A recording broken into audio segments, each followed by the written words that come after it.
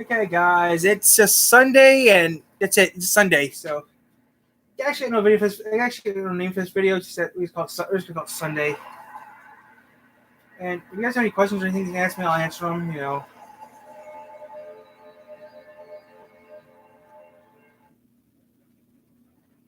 Trains are awesome, and we should. This is gonna be interesting to see. So, the person that lives here in Michigan, you see pretty much anything. One time I saw something.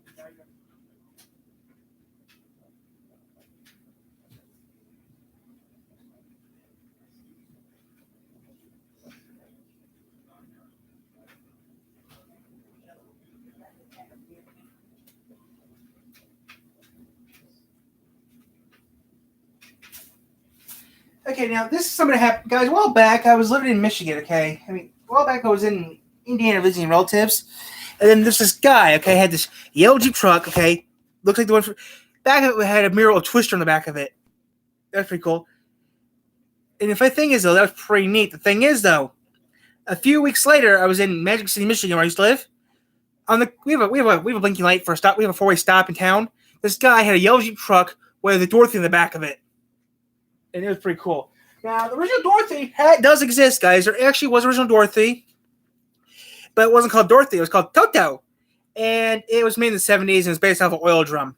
There. Now, back to what I was watching. Build them in every city in America, right? You need a train out of a bus. London. Unless you live in a big hero city that has trains, you are probably a dude who drives. Because nobody wants to be a dud who is stuck riding the bus. Hey, I ride the bus all the time. It's cheaper. It's always been historically a perception that trains are cool and buses are dirty and stinky and slow. A train station is like a binding contract.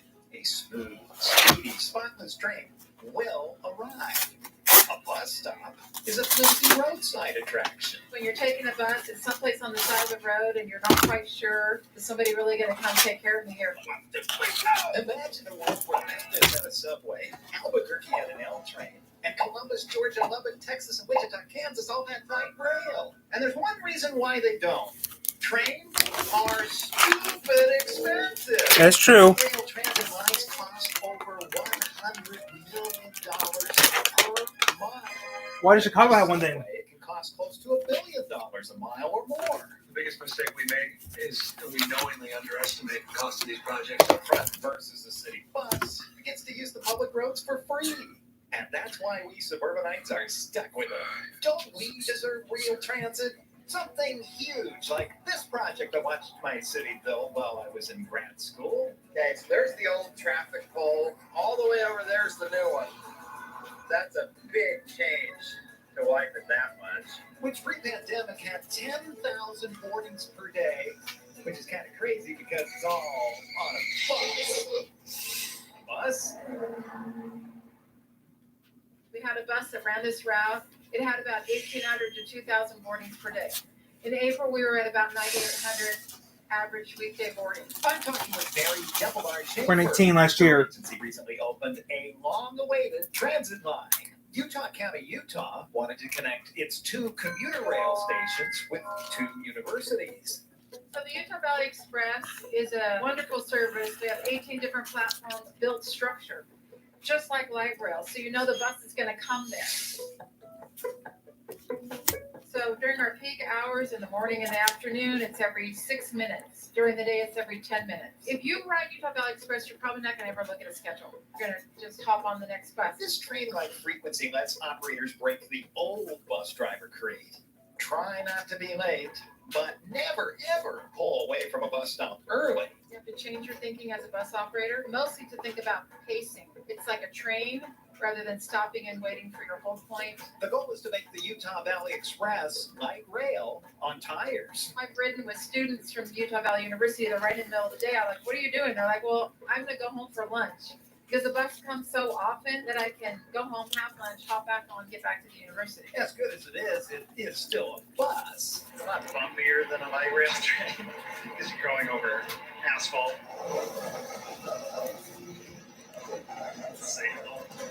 If money was no issue, this community would have built light rail.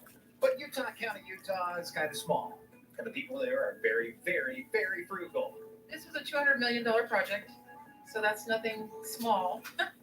And it's a third the cost of what it costs to put rails in. The light rail, looks very fancy. It's really a perception, I think, that it's better rather than a reality. Buses haven't been afforded the same level of priority. I'm Victoria Perk. Jennifer Flynn. I'm the director of the Transit Research Program at the Center for Urban Transportation Research at the University of South Florida in Tampa. I'm a senior research associate working in the National Bus Rapid Transit Institute. Victoria, Jennifer, and their colleagues research innovative ways cities can fix their traffic problems, I have one of those. including this half-century-old technology.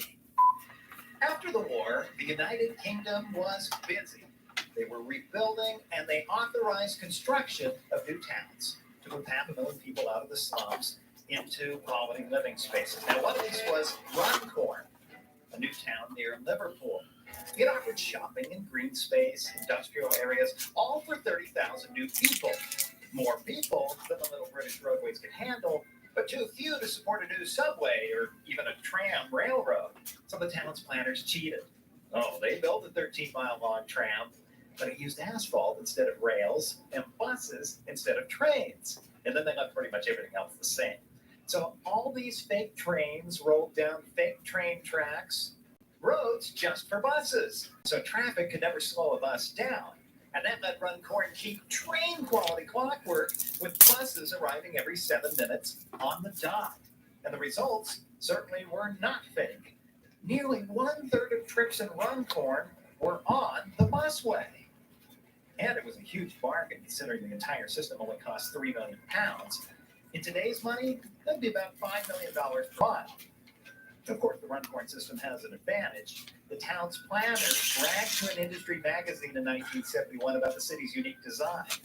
Everyone lives within 1/4 mile of a busway station, which makes it just about as convenient as going by car. The world's first ever bus rapid transit system was a smashing success. Major cities in Brazil, Canada, Colombia, and Nigeria were among some of the first to try and duplicate Runcorn's success. And they did, especially bus rapid transit in South America. Bogota sees 2 million passengers per year. What's that? Oh, sorry. 2 million passengers per day.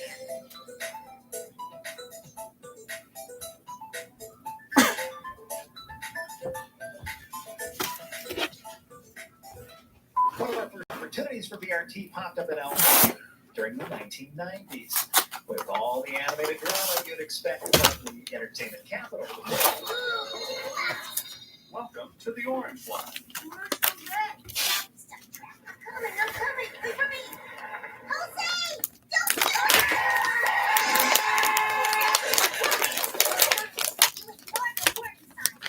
So the Orange Line was supposed to be light rail. It was going to run down the old Pacific Electric Red Line, a train that got torn out in the 1950s. It was a good design, and it had one problem. A nearby state senator who thought trains were too noisy or something. So he shoved through a law in 1991 that says all new rail projects in the San Fernando Valley must be in a tunnel. That's stupid expensive. But the law didn't say anything about buses having to travel in a tunnel.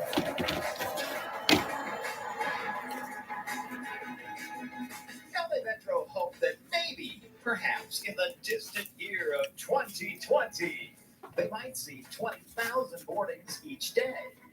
Well, Metro didn't have to wait that long. They said, wow, we attracted our ridership, we achieved it in 3-4 years. It's no Transmilenio, but for the United States, they built a successful bus rapid transit line.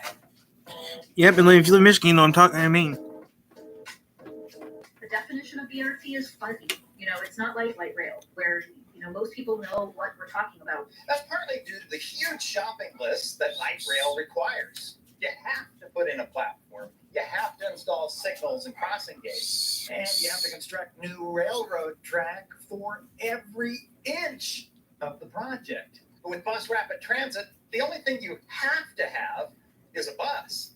BRT kind of allows you to have this very flexible, almost like a toolkit. You can kind of customize them into different packages. Say don't have to be implemented all at once. You can do some things up front with plans for later on. Los Angeles has deep pockets, so it's really easy for them to buy all the goodies, all the upgrades, everything they need to do to effectively turn the Orange Line into light rail on rubber tires.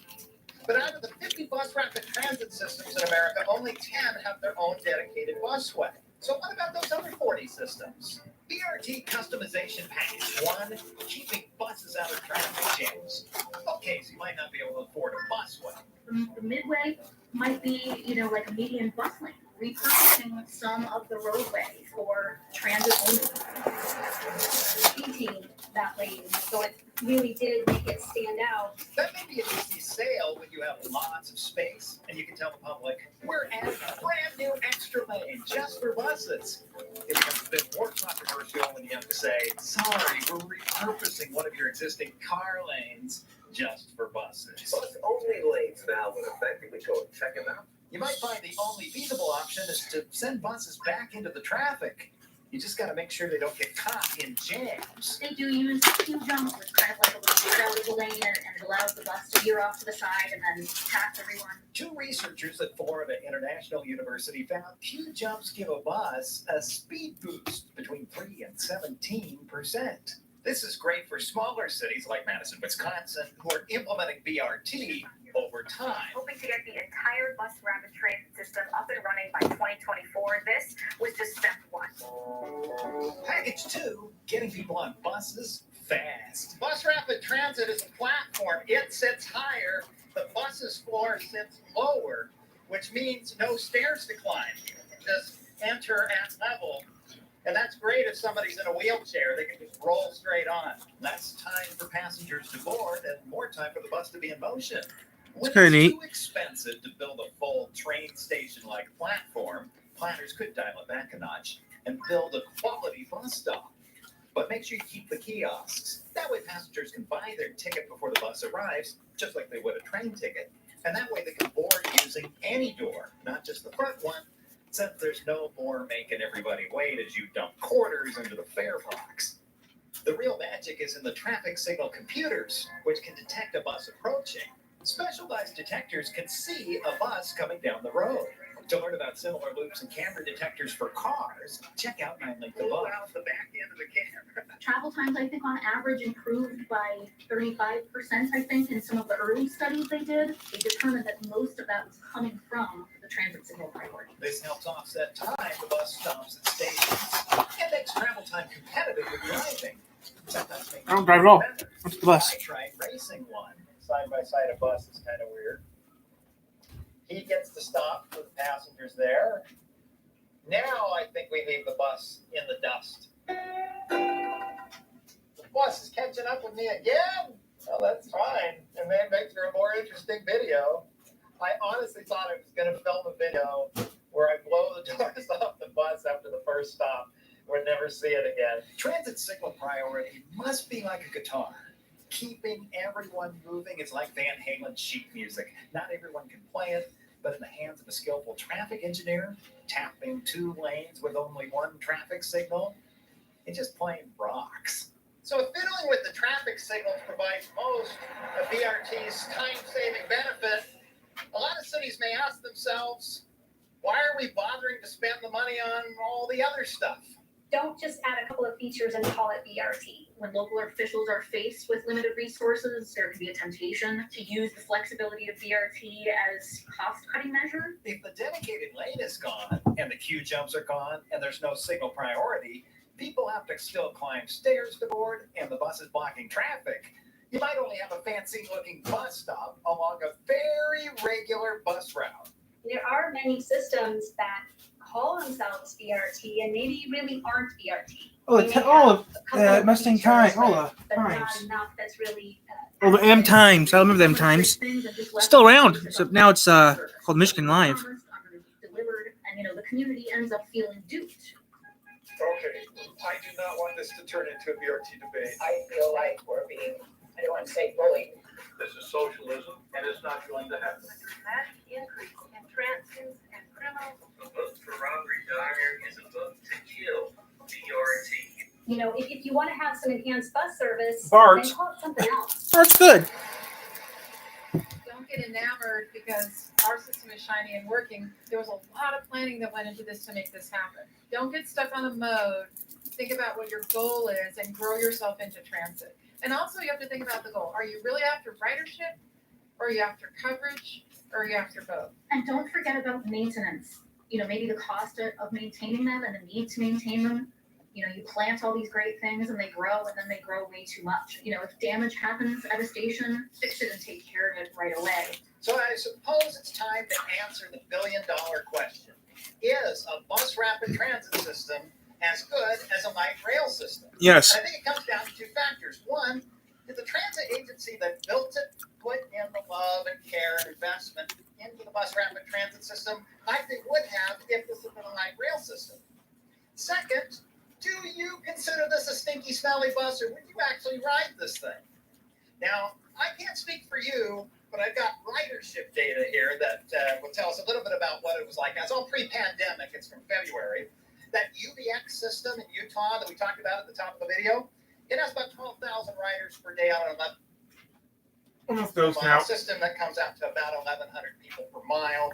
The Trax Light Rail system that's also in Utah, one county north of UBX, it has 56,000 people pre-pandemic per day on a 45-mile system, coming out to about 1,250 people per mile. So that's about a 13% drop from light rail to the bus rapid transit. Now, looking at LA Metro's Orange Line, it has about 22, little over 1,000 people on an 18-mile system, coming out to about 1,200 people per mile, versus the Gold Line Light Rail, that's a 31-mile system, has just shy of about 48,000. It's about a 20% drop from the Gold Line to the Orange Line bus rapid transit. When you consider these systems cost 1/3 the price of light rail, I can see a lot of transit agencies starting to seriously consider investing in a good bus rapid transit system. Thank you to Victoria Perk and Jennifer Flynn of the Center for Urban Transportation Research, Mary Delabar Shaker of the Utah Transit Authority, and you for subscribing to and supporting this channel. Let's answer more transportation questions together. Later on, I'm gonna play some game later, guys.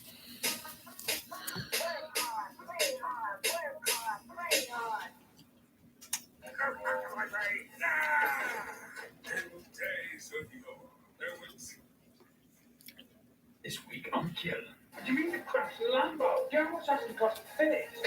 Get out, Pullman! Right now! Get out now! No, you get out! Get out! What do you mean you're pregnant? I mean, when did this happen? I knew it for about 10 months now. Big bit. You're adopted. Oh, why are we sat here? It's beautiful. It looks nice, but it hurts me. Oh, under our stairs, we've got a cupboard. Like, you can walk in. It's not very big. There's not enough room to lay there. But we thought, you know, what can we do with this space? We can spend the night there. We can do a Harry Potter. We can sleep in there. So we're going to spend the night in there alone. Moon's not going to be in there. She's, I don't know, might pass me things from now on. I don't know what the rules are just yet. But I'm supervisor. So you bossed it? Yeah. I call it supervising. Okay. So we're going to be there all night for 12 hours. Usually these things usually start like 7 p.m. and I stay there till 7 a.m. I'm going to go in under the stairs, stay there the whole night. Going to have my supplies and stuff. So we've got to go to the shop to buy the supplies, buy some cool things. You know how this works. If you've watched one of my videos before, you know how this works. And I just want to say thank you for watching this video. Thank you for subscribing. It means a lot. So let's go to the shop. What we're going to buy in shop then? Sweets and crisps and junk food. Thomas, I told you need more fibre. You got problems at school. Because, I mean, I'm shoved under the stairs. I'm shoved under there. It's not a nice Is that place. sure? Can I at least make it luxurious? Like over the top? Yeah, Crazy. you can. Yes. You can. Go. Oh. Looks good. Is there any no bad? Yeah? Say whatever you want. Yeah. Oh, well. We've had to get second control. We've had to get second control. We've got some serious stuff. I'm not going to show you. I'm going to blur that. We're going to keep it a surprise. Show you later. But now it's time for food. Luxurious food. Thomas, you know, because you bought all that expensive stuff, you spent loads of money there. I thought with food, like Each item of food or drink you buy has to be £1 or less. No, We have to balance it out. I don't mind cheap food, but it's luxurious and anything. I can have anything. Yeah, but it always has to be a nice, healthy balance, you know? Alright, come on then. Come on, you need a bit of a challenge. I can have anything here. Oh, sweet, sweet. Now what? Oh, herbal now. Pick one in your plate. Oh, nuts. Thomas, look, you get a whole pineapple for £1. A whole pineapple. That's going to feed you the whole time. A pineapple for $1? That's good. It's not wasted. Or some plums. Look, there is a whole bag of plums. Just get some more sweets for nuts. No, it's good with pineapple. She's going to break it. Chiropractor, so the Dr. Honeck Pain Pro just takes away the stress and pain. I do not like to take medication, and this is drug-free.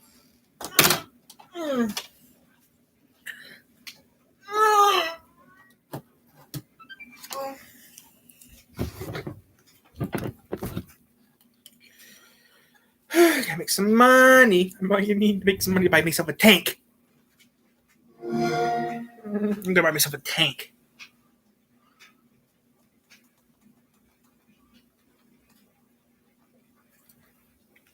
So I want a tank.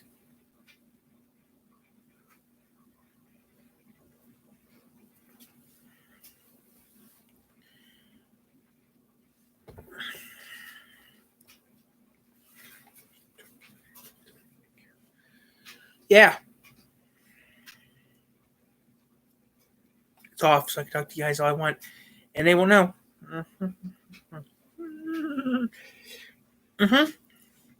And Mom Papa thinks you won't know I'm talking to no one.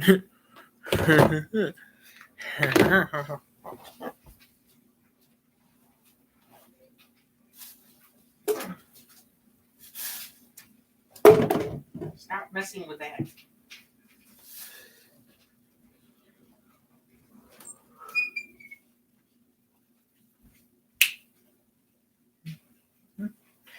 God, that was hot. I was real hot. Air kind of hurt. My thing burns my butt. Pigs are smart.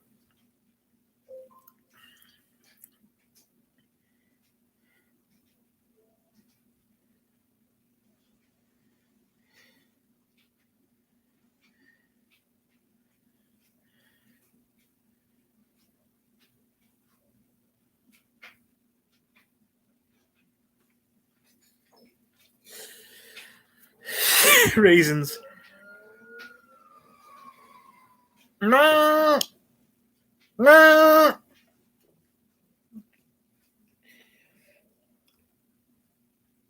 Cows are killing.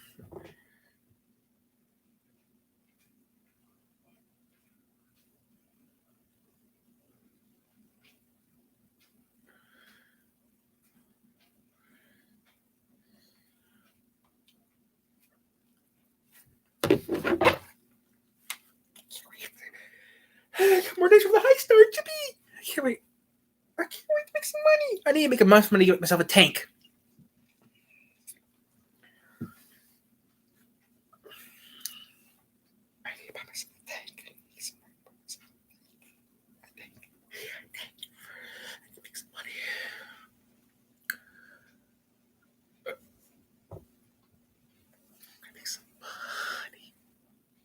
I wish there was a way to put me to Legacy or something from Beastars in this game. That'd be funny as hell.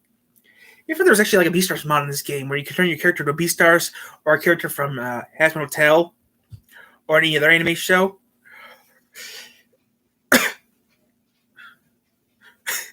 This is so funny. This guy's saying, "Where's our beef at?" That's Wendy's, you idiot. That's where the beef is. The beef's at Wendy's. He's pissed off. This guy's pissed. Whoever this guy is, this guy's pissed. Where's the beef? It's at Wendy's. That's where's the beef.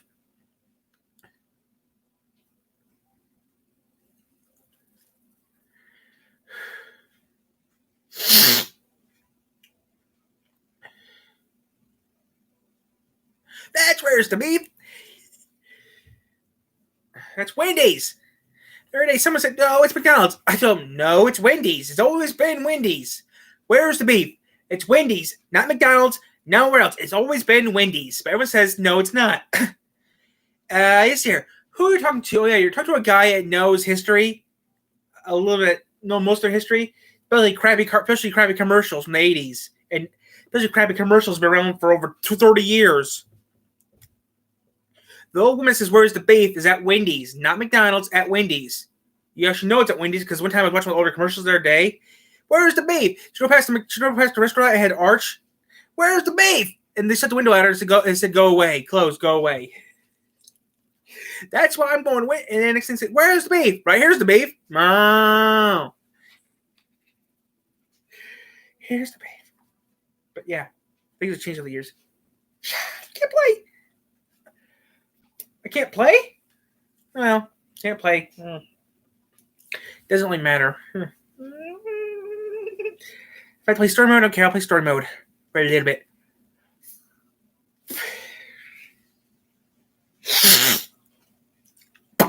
I want my money. Benji, you got my money?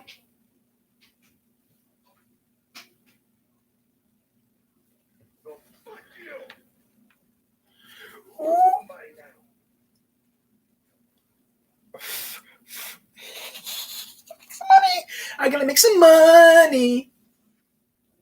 What's cheaper? I wonder if it's what's cheaper. Arcade? I don't know. I wonder if the arcades are for sale or not. I always make some money.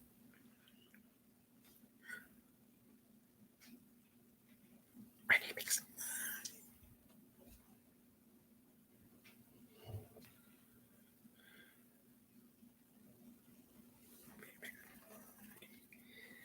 So you're gonna be broken 5 days.